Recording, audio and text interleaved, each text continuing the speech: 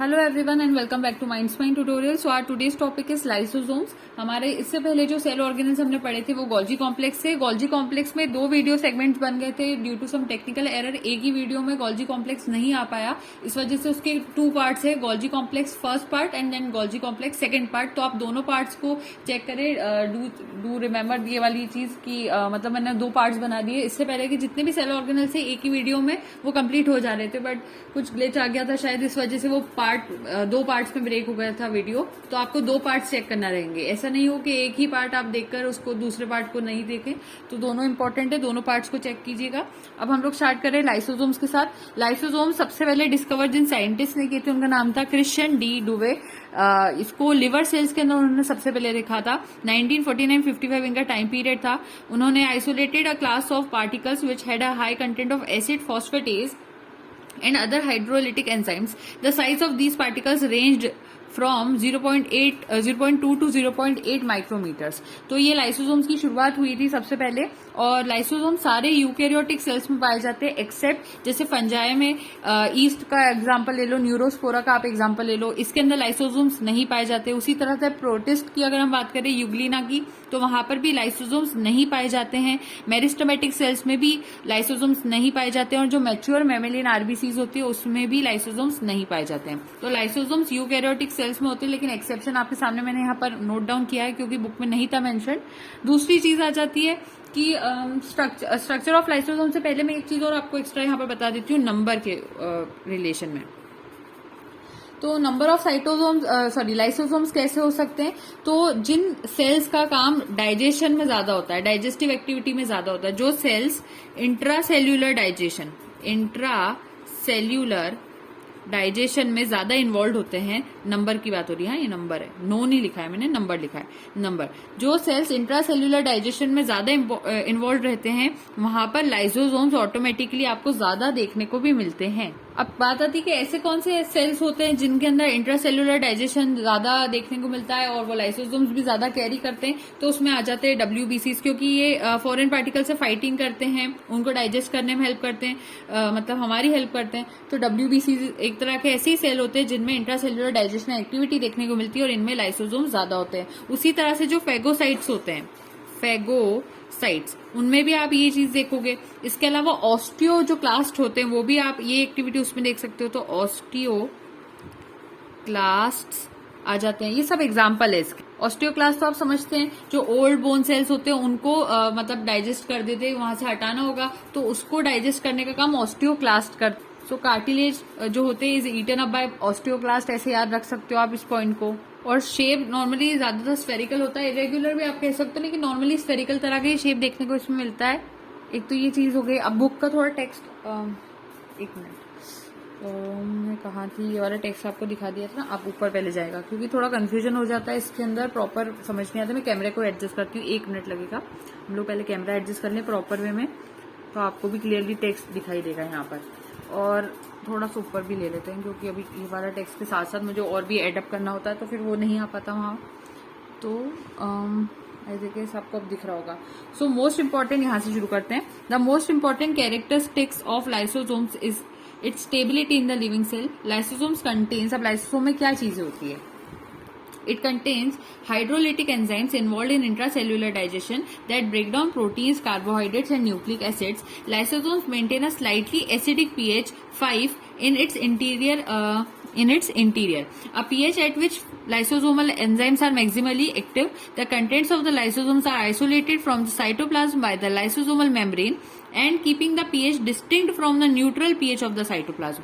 ये चीज याद रखना कि साइटोप्लाज्म और लाइसोसोम का दोनों का pH डिफरेंट होता है। The distinct pH optimum and compartmentalization of lysosomal enzymes prevents them from degrading the rest of the cellular content. अगर उन दोनों के बीच में बाउंड्री नहीं होगी लाइसोसोम और साइटोप्लाज्म में, तो बाकी के जो साइटोप्लाज्म के कंटेंट्स हैं उसको ये लाइसोसोम्स डाइजेस्ट कर देंगे, डिग्रेड कर देंगे। इसलिए उसके बीच में एक वॉल होती है जो उन दोनों को आपस में मिक्स होने से प्रिवेंट करती है।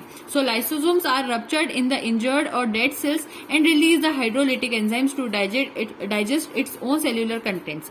Due to this property, lysosomes are called suicidal bags of the cell. Next is types of lysosomes.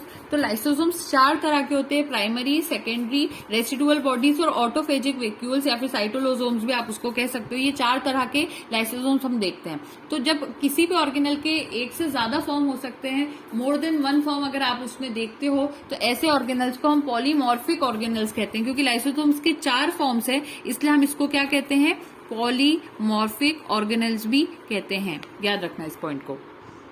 तो पहले आते हैं हमारे पास प्राइमरी लाइसोसोम्स, 1 डिग्री भी आप इसको कह सकते हो। ये स्टोरेज ग्रेन्यूल्स के नाम से भी जाने जाते हैं, और इनकी मेन जो इंपॉर्टेंट पॉइंट होती है वो ये याद रखना आप कि इसके अंदर inactive, mind the words, inactive hydrolytic enzymes पाए जाते हैं। प्राइमरी लाइसोसोम्स में क्या पाया जाता है, इनएक्टिव हाइड्रोलिटिक एंजाइम्स पाए जाते हैं। और इसकी और इंपॉर्टेंट कुछ इन्फॉर्मेशन क्या है, it is a small body whose enzymatic content is synthesised by the ribosomes and accumulated in the endoplasmic reticulum.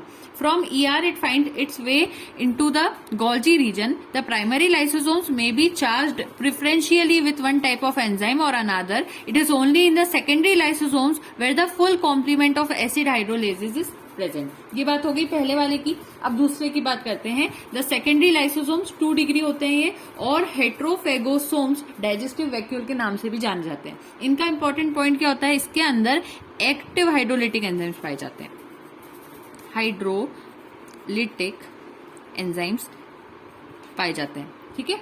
ऊपर वाले में इनएक्टिव हाइड्रोलिटिक एंजाइम्स थे और नीचे वाले में एक्टिव हाइड्रोलिटिक एंजाइम्स पाए जाते हैं, इसीलिए हम इसको सेकेंडरी कहते हैं। It is formed by the fusion of primary lysosomes. जो प्राइमरी लाइसोसोम्स होते हैं वो फ्यूज करते हैं with the phagosome. Phagosome plus primary lysosome is equals to secondary lysosome, ठीक है। और engulf vesicle, the engulf material is progressively digested by the hydrolytic enzymes of lysosome. This digestion produces products of low molecular weight which pass through the lysosomal membrane and are incorporated in the cell for many metabolic pathways. ये second की बात हो गई। Third आते हैं residual bodies, लेकिन इस residual bodies को काफी बुक्स में आप देखोगे कि टर्शरी लाइसोसोम्स का भी नाम दिया जाता है। क्या कहते हैं इसको, टर्शरी लाइसोसोम्स भी कहते हैं, ठीक है। इस चीज में क्या होता है, इसका मेन पॉइंट क्या होता है कि इसमें सारा अनडाइजेस्टेड मटेरियल रहता है। क्या रहता है इसमें, अनडाइजेस्टेड मटेरियल रहता है रेसिडुअल बॉडीज में। So if by any chance digestion is incomplete in secondary lysosome, मान लीजिए सेकेंडरी लाइसोसोम में डाइजेशन पूरा नहीं हो पाया, तो जो रेसिडुअल बॉडीज होती है वो यहाँ पर बन जाती है, यानी ये टर्शरी लाइसोसोम का फॉर्मेशन होता है। By the process of defecation और exocytosis these residual bodies are eliminated in some cells. और जैसे ही कुछ भी प्रोसेस होगी, जैसे डिफिकेशन, एक्सोसाइटोसिस, तो उसमें ये जो रेसिडुअल बॉडीज बनी होती है ये चली जाती है। तो बेसिकली ये अनडाइजेस्टेड मटेरियल जो कि वहां डाइजेस्ट नहीं हो पाया था, वही चीजें होती है जिसको बॉडी से बाद में रिमूव भी कर दिया जाता है थ्रू डिफिकेशन और एक्सोसाइटोसिस। और अमीबा और प्रोटोजोआ में आप इसका प्रोसेस ज्यादातर देखते हैं। While in other sales they may remain for a long time. कुछ सेल्स में आप ये भी देखोगे कि ये उसी सेल में बहुत टाइम के लिए रह जाता है and may be responsible for ageing process, क्योंकि एक तरह का टॉक्सिक मटेरियल है, बहुत टाइम तक उसकी बॉडी में रहेगा तो वहां पर एजिंग प्रोसेस स्टार्ट करवा देगा। So in some metabolic diseases the absence of some of the lysosomal enzymes में lead to enormous accumulation of products in the cell.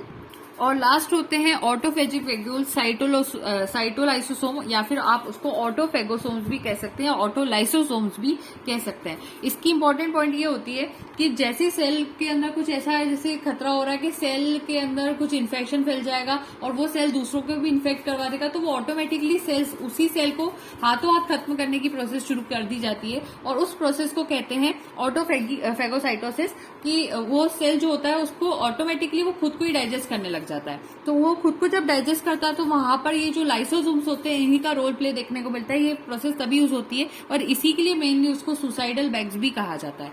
So in this case the lysosome contains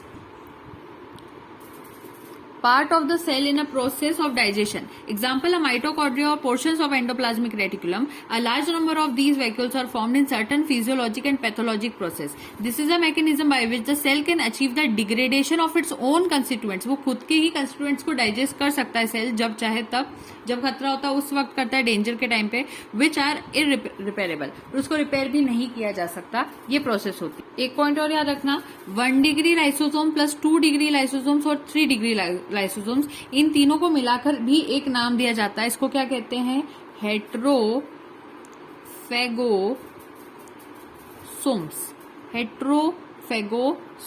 हेट्रोफेगोसोम्स इन तीनों को 1 degree 2 degree और 3 degree को मिला के कहते हैं। Fourth वाला ये जो ऑटोफेजिक है वो इसमें इंक्लूडेड नहीं होता है। Now before moving on to the functions of lysosomes, इससे पहले मैं आपको थोड़े एंजाइम्स बता रही हूँ which are involve in lysosomes.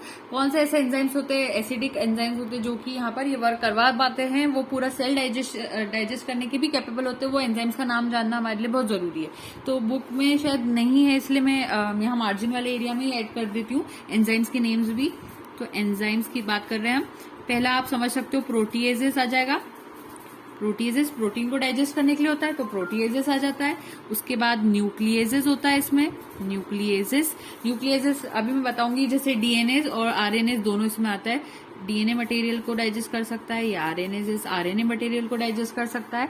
ये न्यूक्लिएजेस हो गया। इसके अलावा इसमें होते हैं ग्लाइकोसाइडेजेस, फिर उसके बाद आते हैं एस्टरेजेस, उसके बाद आता है फॉस्फेटेजेस,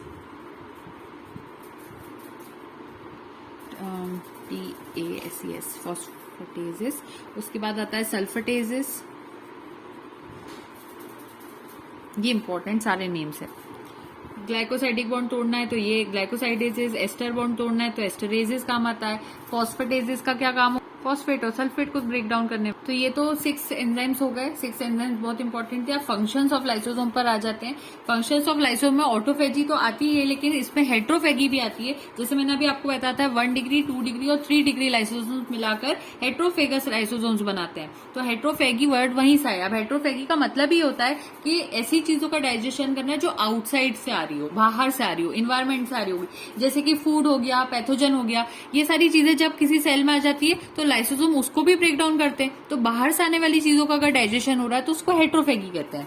वहीं अगर डाइजेशन अंदर की सेल की कंटेंट का हो रहा है, जैसे मैंने बताया जब कंडीशन वर्स्ट हो जाती है, सेल को ऐसा लगता है कि वो इन्फेक्ट हो जाएगा और दूसरे सेल्स भी इन्फेक्ट हो जाएगा उसकी वजह से, तो वो सेल खुद का सुसाइड कर लेता है एक तरह से। तो वो सुसाइड कैसे करता है, लाइसोसोम्स ऑटोफेगी वहां पर परफॉर्म करते हैं और उस सेल के अंदर के सारे कंटेंट्स को डाइजेस्ट कर देते हैं। तो अगर इनसाइड मटेरियल को डाइजेस्ट करना है तो ऑटोफेगी, और वहीं बाहर से आने वाली चीजें जैसे कि फूड हो गया, पैथोजन हो गया, इनका डाइजेशन हो रहा है तो वो हेट्रोफेगी में आता है। तो वो पॉइंट जो हेट्रोफेगी का है वो पॉइंट यहाँ पर पहले पे मिल जाता है। डाइजेशन ऑफ एक्सटर्नल पार्टिकल्स जैसे कि pathogens, food that enter the cell by endocytosis, उसको हम हेट्रोफेगी कहते हैं। ये भी एक फंक्शन ऑफ लाइसोसोम होता है। दूसरा, डाइजेशन ऑफ इंट्रासेल्यूलर सब्सटेंसेस यानी सेल के अंदर के सब्सटेंसेस का डाइजेशन ऑटोफेगी कहलाता है। Lysosomes play an important role in the removal of parts of the cell और whole cells which are aged और डेड। ठीक है, एजेड सेल्स और डेड सेल्स में भी ये फंक्शन होता है, ऑटोफेगी का परफॉर्म किया जाता है। और एक जो डेंजर कंडीशन में भी मैंने आपको बताया वहां पर भी होता है। इसके अलावा extra cellular digestion involves discharge of lysosomal enzymes outside the cell to produce lytic effects. अब सेल के बाहर भी कभी कभी अपने एंजाइम्स को छोड़ देता है तो उसका लाइटिक इफेक्ट होता है, यानी कि वो उसको ब्रेक डाउन कर देता है आसपास की चीजों को। उसको ऑटोलाइसिस का नाम दिया जाता है। इसके अलावा जो लाइसोसोमल एंजाइम्स होते हैं help in the breakdown of foreign particles by leucocytes. Leucocytes के अंदर यानी डब्ल्यूबीसीज में भी आप देखते हैं तो वहां भी लाइसोसोम्स वर्क करते हैं। The dissolution of the structure surrounding the egg cell by sperms during the course of fertilisation. और जब मैंने बताया था कि जो एक्रोजोम होता है, एक्रोजोम के उधर भी आप देखोगे तो वो भी, जैसे कि मैं जब गोल्जी बॉडीज पढ़ा रही थी तब बताया था मैंने कि एक्रोजोम जो होता है उसके अंदर ऐसे एंजाइम्स होते हैं जो कि मैमेलियन जो ओवम होता है या जो भी एग ओवम की मेम्ब्रेन होती है उसको वहां पर फर्टिलाइज करने में हेल्प करता है, फ्यूज करने में, ब्रेक डाउन करने में हेल्प करता है। ठीक है, वो पॉइंट आ जाता है।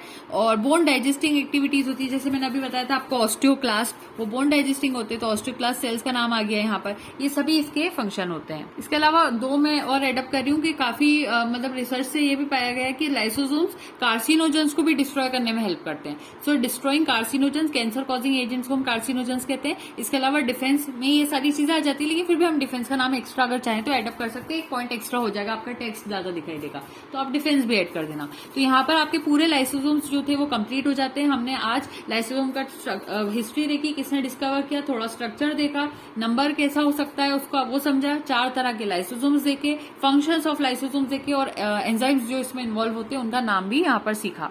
तो आज के लिए इतना सफिशिएंट है। इस वीडियो सेगमेंट में पूरा कंप्लीट लाइसोसोम्स हो गया है। गोल्जी कॉम्प्लेक्स में याद रखिएगा 2 पार्ट से, दोनों को चेक करना जरूरी है। एक पार्ट को देखकर ये कंफ्यूजन में ना आइएगा कि एक ही वीडियोस के 2 पार्ट्स रहेंगे। और जिनको कंफ्यूजन होता है कि कहाँ पे कौन सा वीडियो आ रहा है, तो प्लेलिस्ट ऑलरेडी बनी हुई है MSc एंट्रेंस कोर्स बॉटनी के नाम से। उसमें सारे जितने भी अभी तक के वीडियो लेक्चर है पार्ट वाइज आपको देखने को मिल जाएंगे, तो आप उसको भी फॉलो कर सकते हो। So thank you so much and don't forget to like, share and subscribe. Happy learning.